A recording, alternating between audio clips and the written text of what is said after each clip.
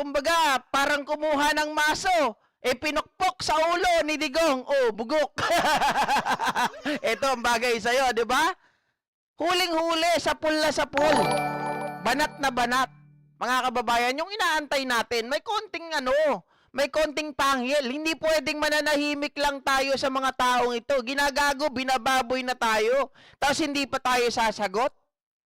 Good job, Pangulong Bongbong Marcos. At kung sino man daw po ang nag-recommend kay Attorney Claire Castro as USEC, mga kababayan, hindi po kayo nagkamali.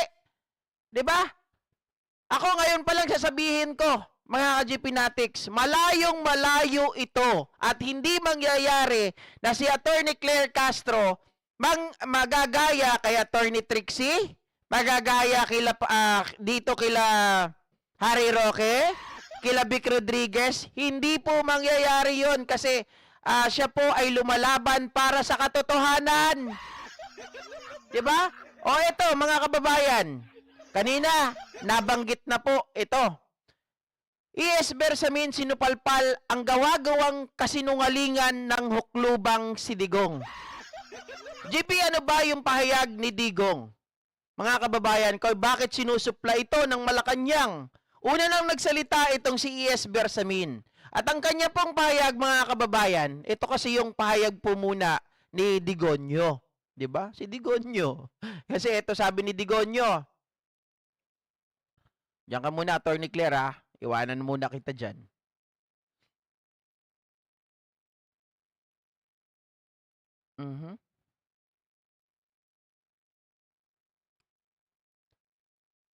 Ayan, mga ka-GP Natics. Sabi kasi ni Digong, nababasa nyo ba? Ayan, nababasa naman siguro. Sabi po ni Digong, si Mr. Marcos is veering towards a dictatorship. I bet you, hindi na siya bababa pagkatapos ng term niya. Parehas ng tatay niya. Magkakaproblema tayo dahil ang gagawin niya ay magdedeklara ulit ng martial law tulad ng ginawa ng tatay niya. Pag may martial law, walang eleksyon. Sabi naman ni E.S. Bersamin, mga kababayan. At alam nyo, bago ko basahin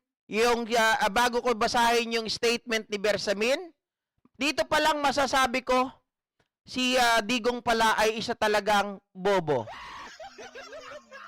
GP, grabe ka naman. Bakit ganon? Napakasama ng ugali mo. Bobo talaga si Digong. Mamaya sasabihin ko sa inyo ang dahilan, mga kababayan. Dahil sarili niya po ang kinokontra niya. Sila mismo ang lumalaban sa kanilang sariling statement. Pakinggan nyo muna yung statement ni E.S. Bersamin. We treat the former president's baseless and ridiculous statements in the same way that Filipinos are dismissive of them. A tall tale from a man prone to lying and to inventing hoaxes. This hoax is another budol emerging from a one-man fake news factory.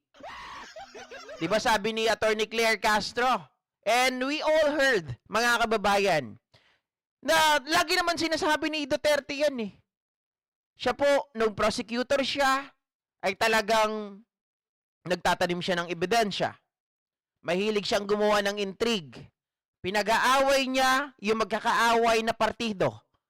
Para nang sakali, hindi na nila kailangan makialam. Diba? Pag nagpatayan yung mga yon, sila-sila na lang ang may kasalanan. Hindi po ba? Makwo. Yun po, mga kababayan. Now, etong sinasabi ni Digong, hinahanapan ni Attorney Claire Castro, where is your evidence? Diba? Kung wala kang ebidensya, bakit kami maniniwala sa'yo? At isa pa, bakit ko sinabi na obob pala talaga itong si Duterte? Pakalat nyo. Ako mismo ang nagsasabi, mga kababayan, mga ka-GP Natics. Hindi po ito hindi po ito dahil sa galit ako, hindi dahil sa pro-BBM tayo, but, mga ka-GP Natics, naalala nyo po yung sinasabi nila kay Pangulong Bongbong Marcos?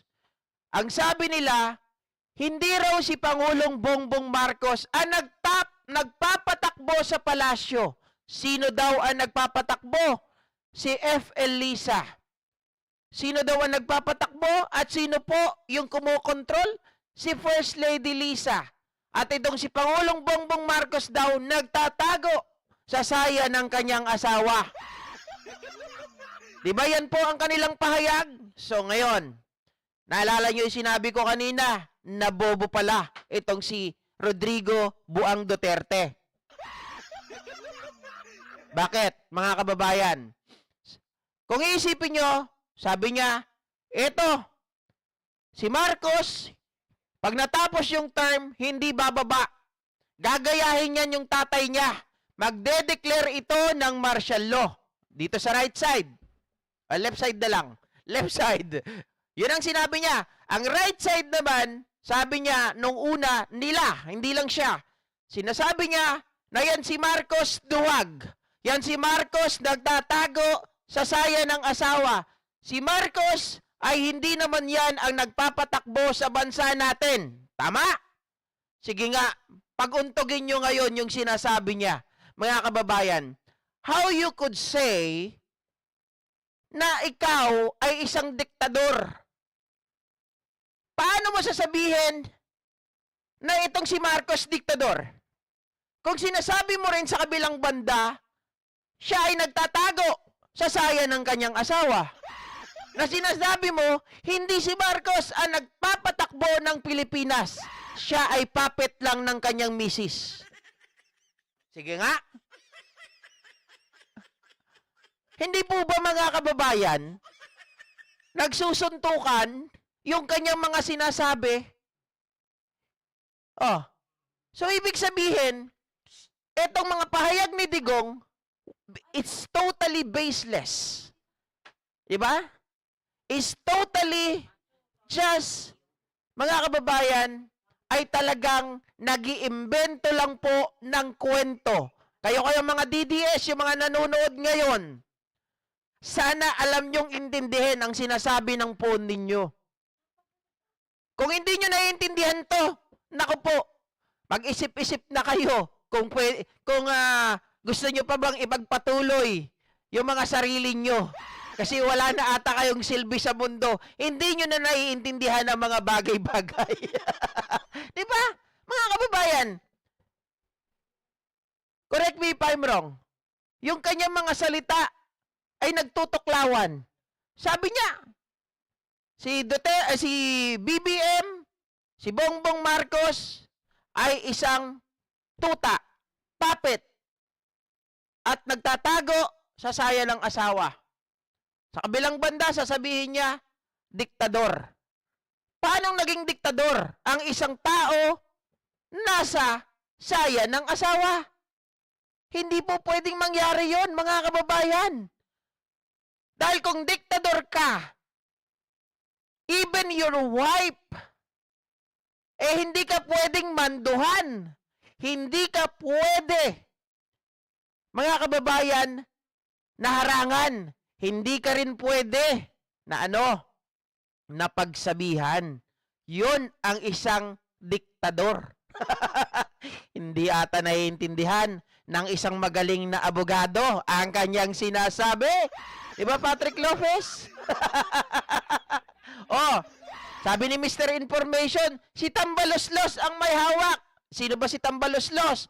Ito daw si Speaker Martin. Sabi ni Mr. Information, sige nga, kung totoo na si Martin ang may hawak, bakit? Sinasabi ni Digong na bearing, sabi niya, is bearing toward a dictatorship. Paano magiging dictatorship, diktador ang isang tao na iba pala ang nagpapatakbo? Jungol ba kayo? Kung sinasabi nyo na diktador si Pangulong Bongbong Marcos, sinasabi nyo rin si Tambaloslos ang may hawak ng Pinas. Di ba, nagkokontrahan sila? Yung mga statement ninyo? Diyan pa lang masasabi na natin wala kayong alam. Diyan pa lang masasabi natin na kayo ay talagang engot.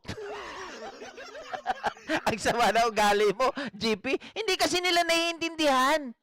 Tapos mga kababayan, pag sinabi, oo, tama, si Marcos, imbes na linisin niya yung pangalan niya, sigurado mag-extend yan, hindi yan aalis. Pag tapos na yung kanyang termino, papalakpakan pa yung mga gago. Ganun pa, woo! Gaganon pa. Diba? Pero hindi nila naiintindihan yung sinasabi. Kung kayo po may utak, sasabihin nyo, teka lang, sabi niya, si Tambaloslos ang may hawak ng Pinas. Sabi niya, dinidiktahan si BBM ng asawa niya. Eh, paano naging diktador si BBM kung siya ay nagtatago sa lawal ng asawa, sa saya? At kung si Speaker Martin ang may hawak ng Pinas. Di ba doon palang malalaman mo na ginagago tayo ng matandang to ah? Di ba? Nagets nyo na, mga kababayan. O baka hindi nyo pa rin naiintindihan. Yung mga, sa bagay, yung mga hindi nakakaintindi dyan, yan yung mga panauhing pantanga dito. Diba? Sabi ni Jenny Ramos, certified mangmang kasi ang mga DD shits. Ako nga mga kababayan, nalaman ko lang yan kanina. At syempre, dahil sa binitawan kong statement na yan, ito, mukhang ngayon mukhang may naglilinis. Mukhang may naglilinis ngayon ng pangalan. Sino naman, GP, yung naglilinis ng pangalan? Mukhang nililinis po ang pangalan ngayon nitong si Cheese Escudero. Alam naman natin na itong si Cheese Escudero, mga kababayan, ay talagang agree o disagree sa gagawing impeachment trial. Ngayon, nagulat ako. Yung content ko, habang tayo po ay nagla-live ngayon, nakita ko ito sa Impact Leadership. Ang sagot dito, ni Cheese Escudero, kinampihan tayo. Salamat sa nag-message ha. Sabi, sir, may kakampi ka na. Ang galing mo naman. Nakuha mo agad yun. Sabay send sa akin. Sabi dito, I do not agree and I do not subscribe to his accusations at all. When their accusations that PBBM was a weak leader, was not in control, did not fly. Now that they are accusing him of the exact opposite and now supposedly has dictatorial tendencies. It is not only inconsistent but also irrational and untrue. Banat boy, kambal. Kailan ako akit sa'yo? Sa live mo. Di ba mga kababayan? Maliwanag Sabi ni Escudero, oo nga naman. Tanga ba kayo? Mga DDS, tanga ka ba Duterte? Ay, hindi naman niya sinabi yon, pero mga kababayan, no need to say that. Mira, maintindihan mo kaagad na itong si Escudero, ang binabanatan niya, itong si Duterte. Sabi nyo, itong si Marcos ay weak leader. Hindi niya control ang Pilipinas. Ba't ngayon? Sinasabi nyo, siya ngayon ay diktador. Diba? Na hindi nabababa sa pwesto. Gagawing 20 years ang kanyang termino kagaya ng kanyang ama. Sabi ni Escudero, it is not only inconsistent, totoo naman, but also irrational and untrue. Una, walang katibayan. Pangalawa, complete opposite ang kanilang statement. Sa madaling salita, putya, abogado ba talaga to? Abogado ba talaga si Digong? Di ba? Kambal, sakto magas ka ngayong Ramadan. Pwede ako mag-live ng maaga. Sakto yan. Sakto yan. Ayos yan. Basta maaga ha. Huwag madaling araw. Pang madaling araw ka eh. Hindi na ako gising ngayon ng madaling araw. Nagbago na yung body clock ko. Nasanay na eh. Diba? Hindi kagaya dati na nung nasa kabilang bahay pa kami. Talagang madaling araw, gising ako. Ang hirap. Diba? Sabi ni Dorotea Francia, Yes, go for 20 years more para sa bagong Pilipinas. Ako, agree ako dyan. Gusto ko yan. Kaya lang, we are talking about, mga kababayan, yung pahayag ni dating Pangulong Rodrigo Roa Duterte na gagawin daw ni diktador daw yung ginagawa ngayon ng Marcos administration. Sinosuppress yung mga vloggers, sinosuppress yung mga kaalyado nila. Sinosuppress pa? Eh kung ano-ano ang mga pinagsasabi nyo, pagbumura, pagbibintang, at kung ano-ano pang mga fake news na pinagagawa ninyo. Oh, pag kayo po, batas, in legal aspect ang pinairal, nagiiyakan kayo. Tingnan nyo si Jun Abines. Iyak. Oy, Miss Pilar Wongka, shoutout sa'yo ha. Long time no see. Alright, sabi ni Olimpio Pialago, correct Digong, yan ang talagang diktador at pinakakurakot at nagpatakbo ng mailegal sa Pilipinas, pogo at droga, aprobado niya. Sino? Teka lang, sino ba ang correct? Correct? Ako? O correct si Digong? Hindi, baka mamaya magkamali na naman po ako ng intindi. Kawawa naman si Leaan kahapon na bash dahil sa akin. 'Di ba?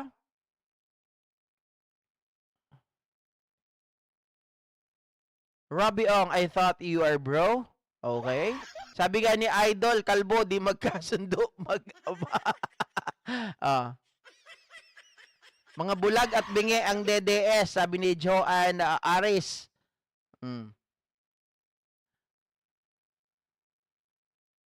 Teka, baka bangag din ako. Ay, tamang hinala ka lang po. Nasaan po ang ebidensya mo? Sabi ni Atty. Claire Castro. Hindi, ang totoong bangag, si Digong po yun.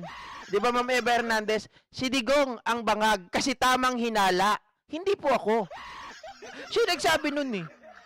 Oh. Agree din akong kung mag-martial law para maputulan ng dila. Hindi po, mga kababayan. Ang pagdideklara po ng martial law hindi basta-basta. Tandaan niyo po, ang una po element para ikaw po ay magdeklara ng martial law pag sobrang gulo na ng isang bansa na hindi na po kayang kontrolin ng ating tawag dito, ng ating kapulisan. Okay? So, magdideklara na po ng martial law. Yun po yun. Pero kapag alam natin na ito po ay doable pa, kayang ayusin, gamitin ang proseso ng batas, may due process, hindi po tayo basta-basta makakapagdeklara ng martial law. Unless, mga kababayan, itong mga ito ay gumamit na ng dahas. 'Di ba? Nagkakaroon na ng mga araw-araw na pagpatay o kaya naman ay gumagamit na sila ng kanilang mga sandata, tinatakot na nila ang mga Pilipino, 'di ba? 'Yun po, maaring pumasok tayo sa martial law. Pero pag yung ngayon, alam ko, sabi ko nga sa inyo, that is still a doable. Our administration can still manage to what is happening now, mga kababayan. JP, yan ang last resort ng mga talo ng DDS. Itatanong sa'yo kung bangag ka. Okay lang yan. Tanong nila ng itanong. Wala silang ebidensya. Mga kababayan, ito nga lang sagot ko dyan eh. Sabi nila si BBM ay bangag. 'Di ba? Sabi ko lang sa kanila, paano pa mabubuhay ang isang tao na iisa lang ang kidney tapos magsasyabu pa? O sabihin natin magko-cocaine. Ako naman, pag sinabi nilang bangag, kung bangag ako, bakit pa ako kukuhanan ng dugo ng hospital para makapag-donate every 6 months? 'Di ba pag ikaw ay may droga sa katawan, mga kababayan, makikita at makikita 'yan. Oh, bakit every 6 months ako po ay nagpapakuha ng dugo? Ito po ay ibinibigay natin, dinodonate natin. Pero nung college ako, nagpapabayad ako. Ginagawa kong baon 'yan dati. 'Di ba? Hindi, doon sa blood bank, totoo naman, hindi ko kinakahiya. Talagang walang-wala kami noon eh. 'Di ba? Para lang makatawid, para lang makapag-aral. Mga kababayan, may pangbaon, may pambili ng project. Ginagawa ko dati 'yun. Hindi ko 'yun kinakahiya. Oh. Alam din ng misis ko, 'di ba? Hindi tayo ano dito magpapaka-plastic. Totoo 'yun, ginawa ko 'yun noon. Hindi lang ako, pati ang kuya ko eh. Parehas kami. Oh. Ma'am Evelyn de la Peña na Imbagnal daw. Alright, next topic tayo mga GP Natics. Mukhang inaantok na kayo ah. Oh, ito.